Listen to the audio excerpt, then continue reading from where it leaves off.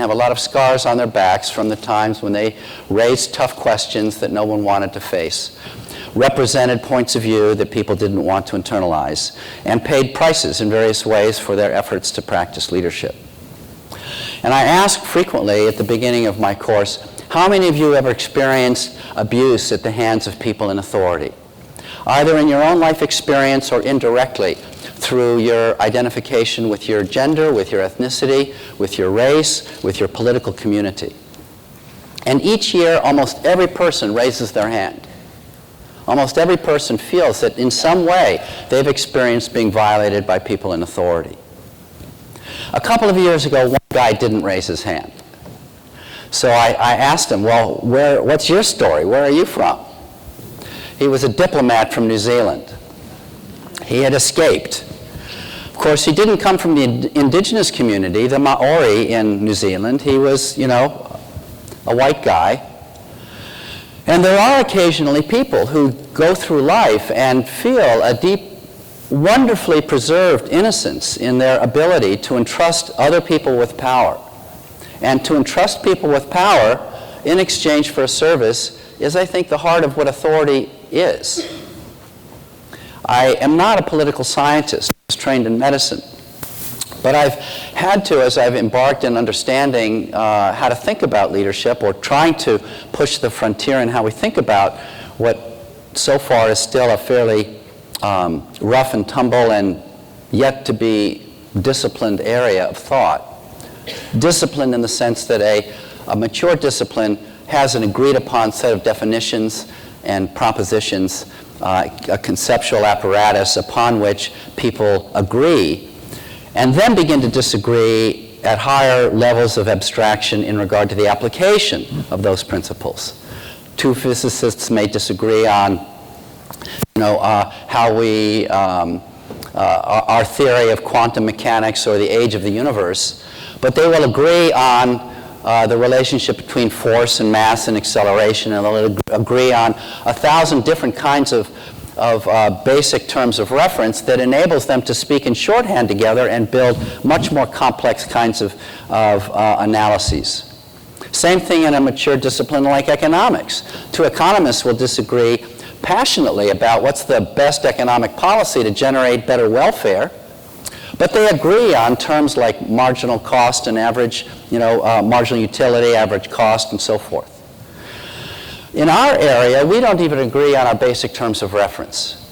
You put on the table words like leadership, management, authority, power, influence, citizenship, stakeholders, followers, and you get very different uses of those basic terms of reference among us.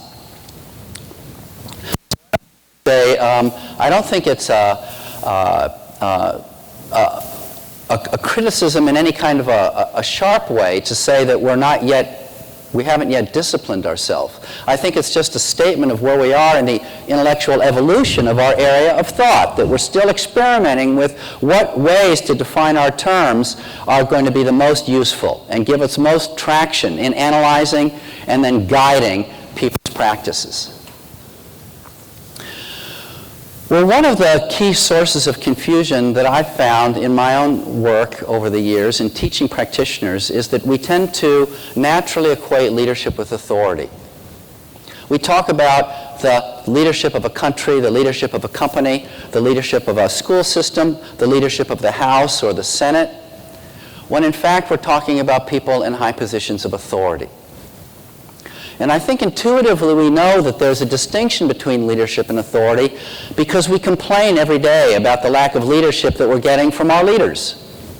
We say the leadership isn't exercising any leadership, or the leaders aren't leading, which is fine if you're talking sort of colloquially, but it's not good if you're trying to develop more precise vocabulary so that you can begin to distinguish this from that.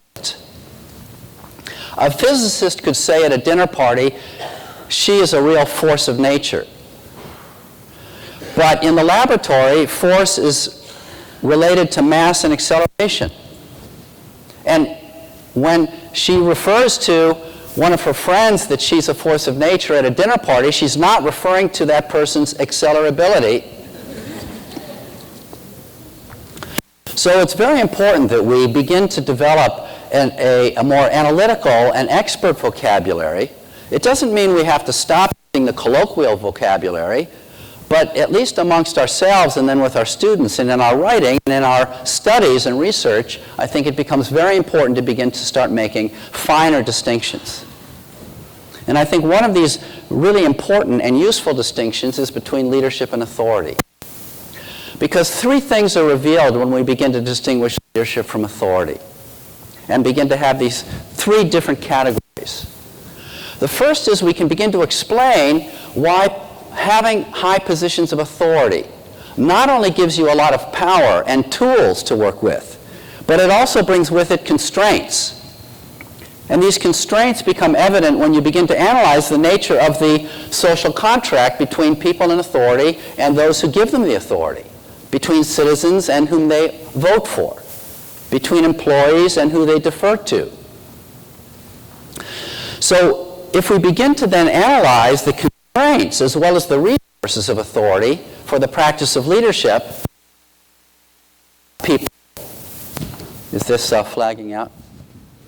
Maybe I'll stand closer to here. Is this better, Toby? Maybe we can then begin to, wow. I'll turn this off, okay. Maybe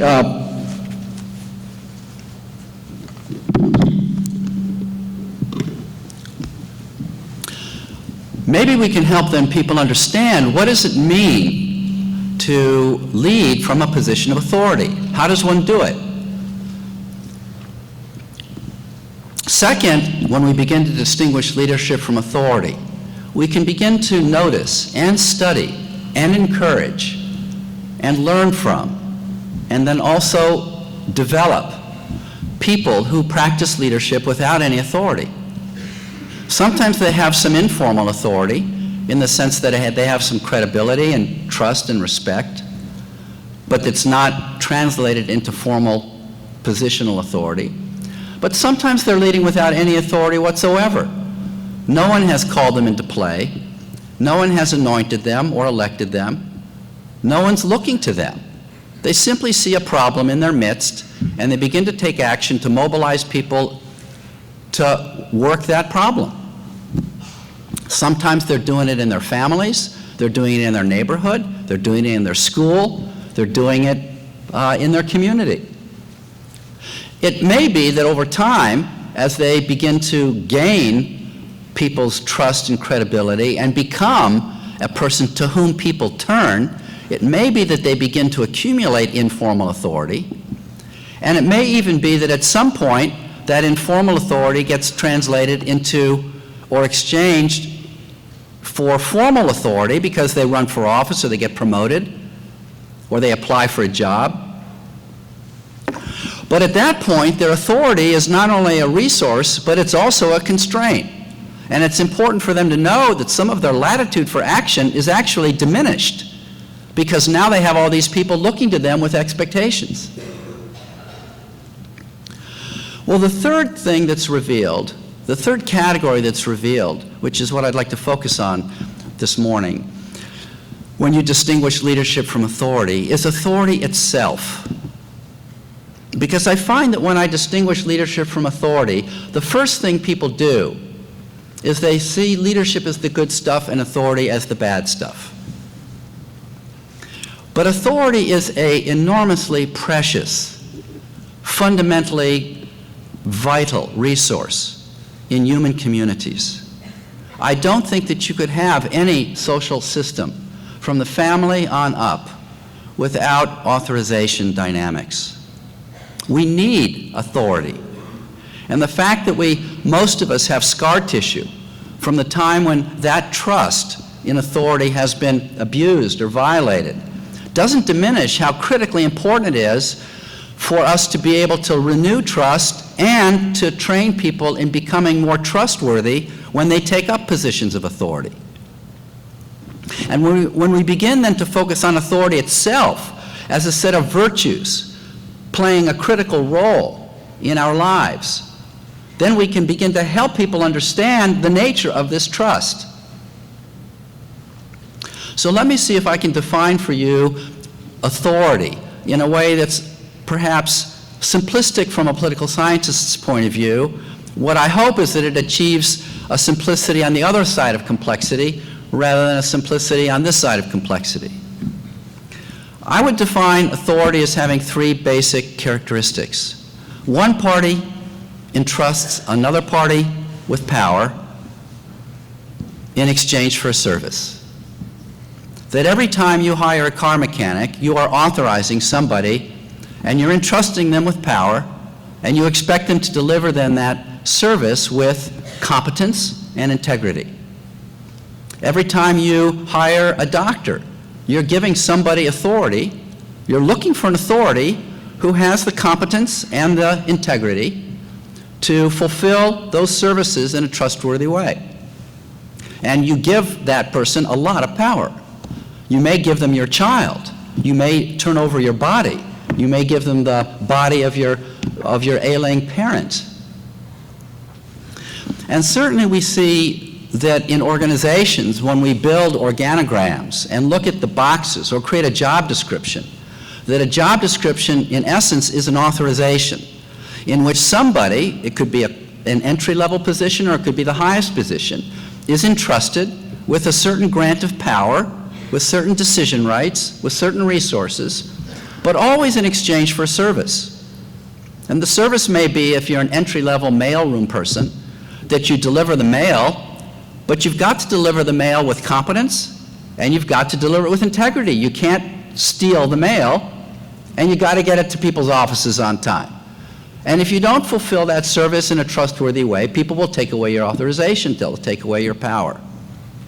And if you get good at taking on people's problems and delivering these services in an effective way, over time you will be promoted, because people will begin to look to you as somebody to whom they can give and grant more and more authority for more and more difficult jobs, with more and more then power associated with those jobs, but still in exchange for some service.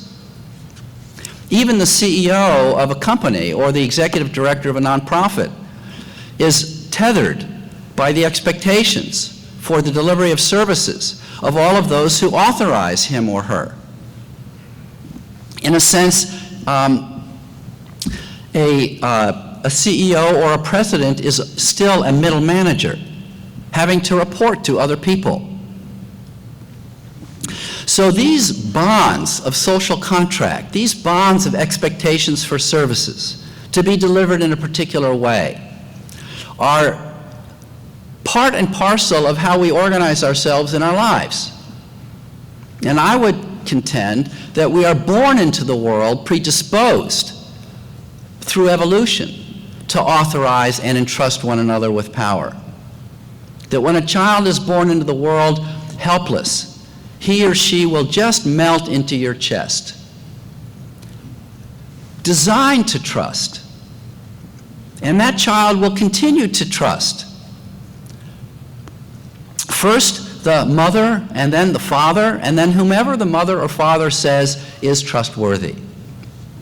And if the mother says, don't trust them, they're the enemy.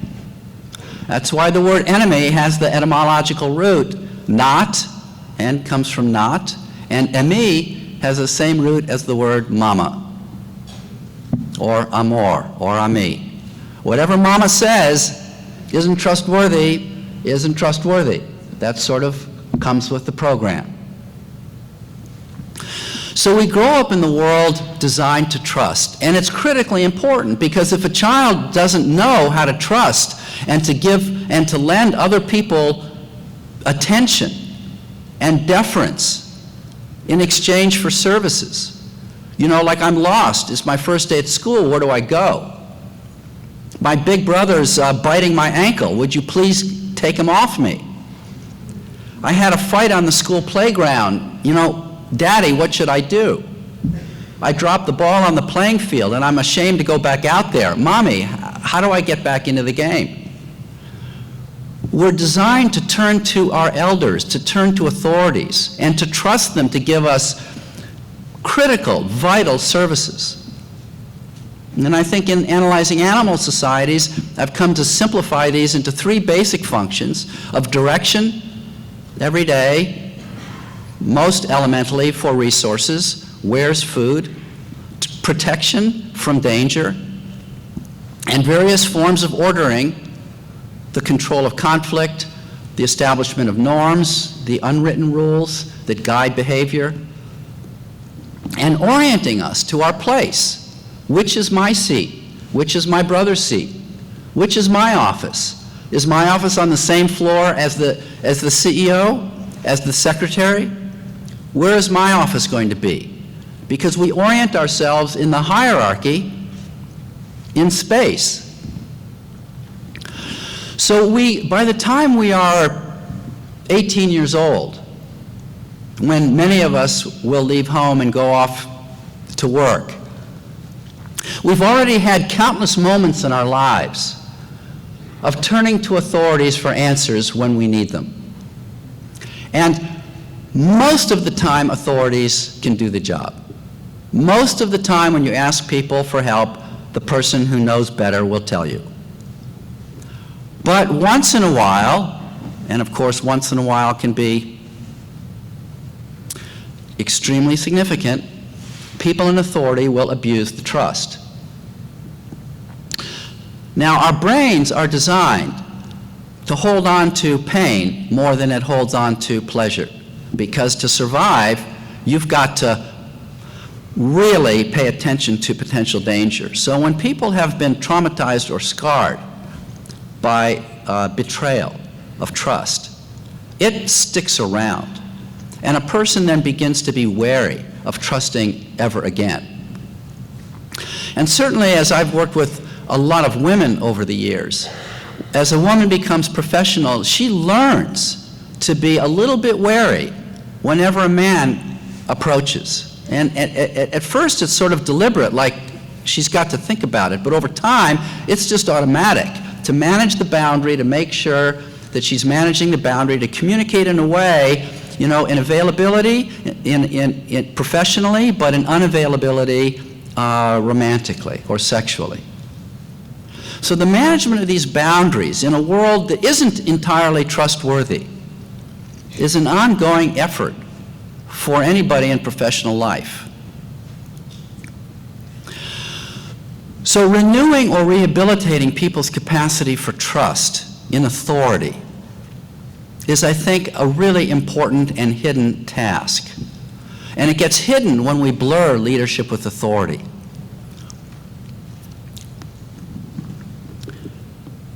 Why is it that people in authority frequently abuse trust?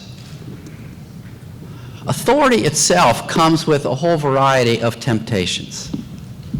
When you are the go-to person in a hunter and gatherer society, where there's only 15, 20 people looking to you, and where everybody looking to you are people that you're living with every day,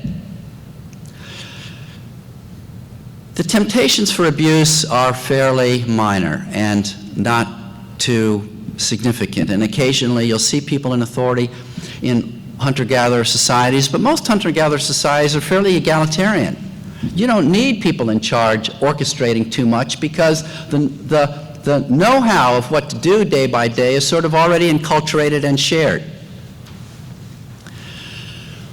But as we developed since the advent of agriculture, these really complex societies where you're not just living with 20 people, you're living in communities of 100 or 1,000, as we began to settle down and store food, we began to develop these much more hierarchical systems of authority.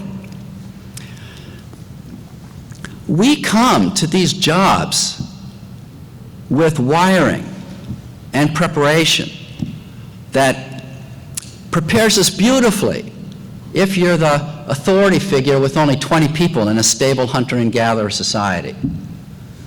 Because over more than 2 million years since we began to become Homo erectus and then Homo sapien, before we were more chimpanzee-like Australopithecines,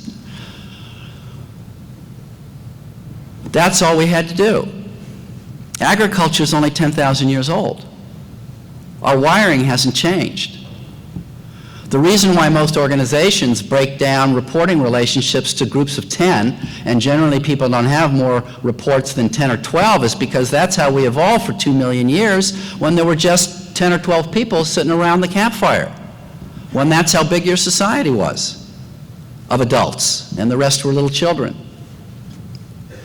So our mind has a wonderful carrying capacity or channel capacity when you're only conducting a few volts of electricity, because the hungers and aspirations of people are, there's only a few people, and they're living in a fairly stable ecosystem where there's not even that much stress.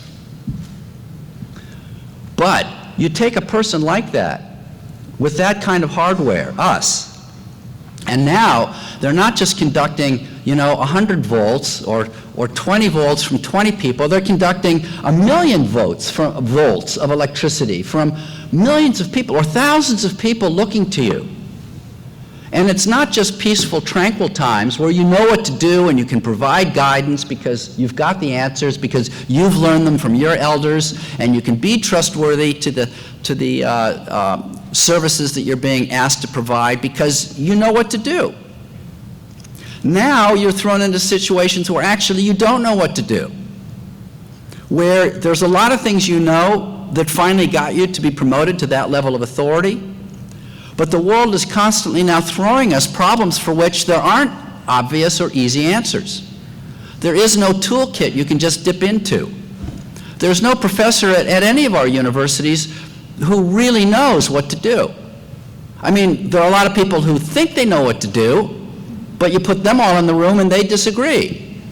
So clearly, it isn't really clear what should be done. Well, what is an authority figure supposed to do if the trust is fundamentally based on the expectation that you're supposed to know what to do? And if your then respect and credibility is based on your ability to deliver to people answers, to take people's problems off their shoulders and give them back solutions. How do you get in front of people and say, there are a lot of problems I can solve, but this isn't one of them? You do that at the risk of your authorization. You do that at the risk of your authorization unless you engage the citizenry, unless you engage people in realizing that there are a whole host of challenges that are faced that are going to require collective intelligence and collective responsibility and a lot of experimentation and a lot of trial and error, and even losses on the way, where some of the way we solve problems is going to have to change, where departures from history are going to be required. Well, somebody in authority, people in authority, are not really prepared for leadership. Leadership in the sense of mobilizing people to tackle these kinds of really hard problems that require new forms of organizing, adjustments in our cultural DNA, innovation, new adaptations, adjustments. People in authority are primarily authorized to protect people from painful change and give people back the solutions they look for. Even when you go to a doctor, you don't want to hear the news that the doctor can't treat your illness. And if you don't trust that doctor, what you'll do is you'll go find another doctor who will tell you what you want to hear. Sometimes you'll fly all over the world, and finally you will find, because there's a market for charlatans. Some of us think that the United States has now created a market for charlatans in politics. There will be people who pretend that they know what to do. And for a price, and if people are desperate enough, they'll pay that price, only to discover a week before they're dying that they haven't prepared themselves properly for the reality. They haven't prepared their families or their children or themselves. So engaging people in facing hard and difficult challenges for which the authority figure is at the limits of his or her expertise requires renegotiating the trust. That is, renegotiating the social contract so that it becomes permissible to say to people, there really are a lot of problems I know how to solve, but there are also problems in which I only have partial solutions. And many of the tough problems that we face in our businesses or in our nonprofit organizations, and certainly in our politics, are problems for which there aren't any readily available expert solutions. Because the solutions lie in the hearts and minds of people. The people are the problem. And therefore, the solution lies in mobilizing people to learn new ways. But that's not frequently what people are authorized to do. So here's the paradox. You will maintain your trust as an authority figure. You'll maintain your authorization by lying to people. People will trust you more if you lie to them, because they don't want to hear the reality that they have to wrestle with. And particularly if they're desperate, they will be even more vulnerable to the person who with conviction says, I know what to do. Because, of course, from our early childhood, we look to our authorities to buffer uncertainty.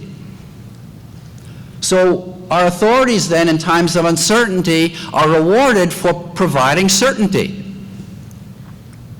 Rudolph Giuliani on 9/11 did a fabulous job for 2 weeks in buffering the uncertainty of a traumatized city and reducing panic and probably saving a lot of lives because of his capacity to maintain a presence, to speak to people's pain but maintain confidence, and to help people go back to their lives even when emotionally they weren't quite ready.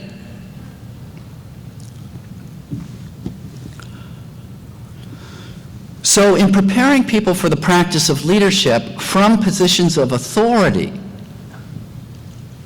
we need to help them understand the various temptations that will come with the position of authority.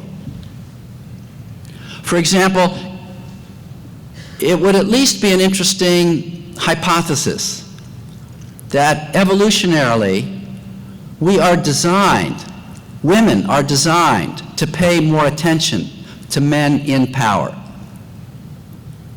Because just in the same way that a female bird will seek a male bird whose feathers look particularly healthy, or a female elk will select a male elk with antlers that are particularly healthy, because it increases the likelihood that her children will be healthy and will be able to survive. It's probably so that women are designed to turn to men in authority and pay attention. Of course, it's also true that men are also designed to look to men in authority and pay differential attention. If you count on the playground where children pay preferential attention, they pay preferential attention, both the boys and the girls, to the children who are of higher rank, who are more socially dominant, which then, as they grow up, begins to translate into people who have authority. So sometimes women will make advances to men in positions of authority. And sometimes men in positions of authority, when they're conducting all of this electricity, particularly under stress, it will amplify their own hungers for importance and power, and even for intimacy. And then men will transgress that boundary. And sometimes women will make themselves available across that boundary, and a trustworthy man needs to be prepared to maintain that boundary and to remind that woman that, her self-esteem is not going to be improved by getting close to a man in power. Barbara mentioned Monica Lewinsky. She gave a beautiful TED Talk last year, Monica Lewinsky. And it describes the pains of a young woman who fell in love with a man in power. I've met Bill Clinton. He's got a galvanizing personality. He's a charming person. Many men in power get to power because they're charming. But look at the damage he did to her. Forget about the damage he did to America or the damage he did to his own family, but look at the damage he did to her. Even if she did make the first approach, which we don't know. It could have been him, it could have been her. I've seen it go both ways. But to maintain that boundary of authority that says, you know, it ain't me, babe. It ain't me you're looking for. It's an illusion. Your value, your self-esteem, your worth as a human being has no relationship to who you know, or who you're working for, or who you happen to have slept with. There is no relationship. Your worth is not contingent. And educating people, both men and women, in that way is a huge gift that people in authority can bestow as they manage the boundary and maintain their trustworthiness. But first they have to be helped to understand some of the vulnerabilities that are going to come with the role. Because if you're in a high position of authority, it's very likely that some of the same energy that got you to that place, your ambition, your hunger for power, your drive for control, your drive to be important to people in their lives, to make a difference in their lives, to be the person to whom people come with their troubles, who you can then help. All of those same drives that are in many ways virtues can also go beyond the line and get amplified to the point where they begin to themselves cause damage. The person who has a deep hunger for power and control can be a blessing in stepping into a scene where there's chaos and provide order. But it can also be misleading when the name of the game is order and control rather than the work itself that needs to be done. And I know lots of people in positions of power who finally get there, and now they think the job is to stay in power. Many of us, probably disproportionately amongst us, have a deep need to make a difference in people's lives, to be important to people. We have that hunger. But that hunger also has its downside.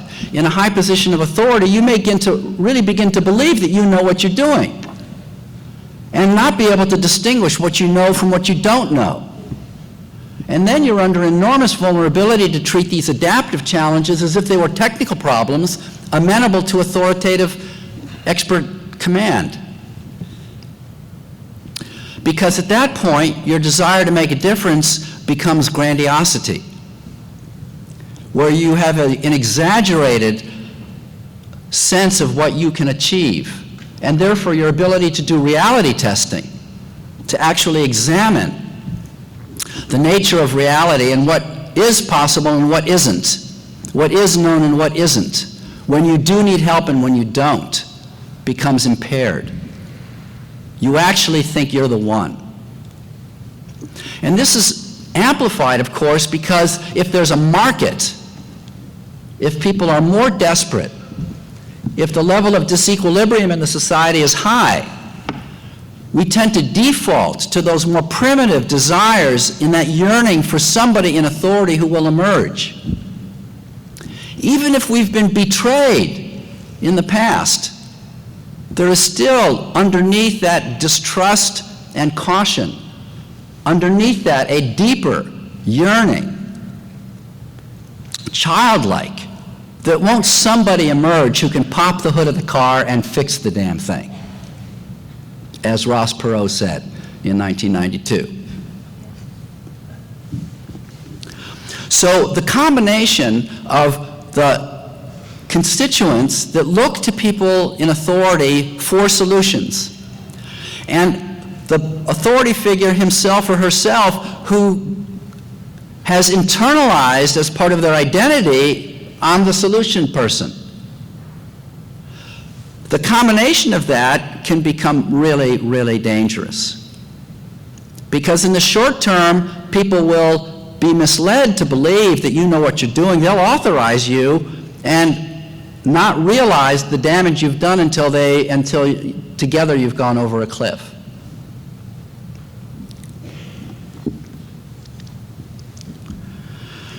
So we need to educate people. We need to help people understand that the position of authority itself brings with it not only a lot of powers and leverage, significance and opportunity, but it also brings with it various kinds of constraints and temptations.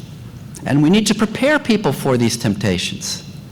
Prepare people for the sexual way, the ways in which their desire for intimacy or gratification after working 20 hours over and over and over again and being just at wit's end, having conducted all the emotional electricity they possibly can, frustrated at their environment. And here comes this potential for a moment's delight, and then doing enormous damage. Or, as I said, the yearning for power or the yearning for importance. We need to prepare people for the vicissitudes of authority, because the solution to distrust in authority is not the elimination of authority and eliminating all hierarchy. We've seen that move in the last 20, 30 years. We want to just flatten all organizations and have everything be egalitarian. The problem with that is that you end up you begin to develop cultures of distrust that masquerade as cultures of teamwork. It's not really that we're having a meeting because we believe that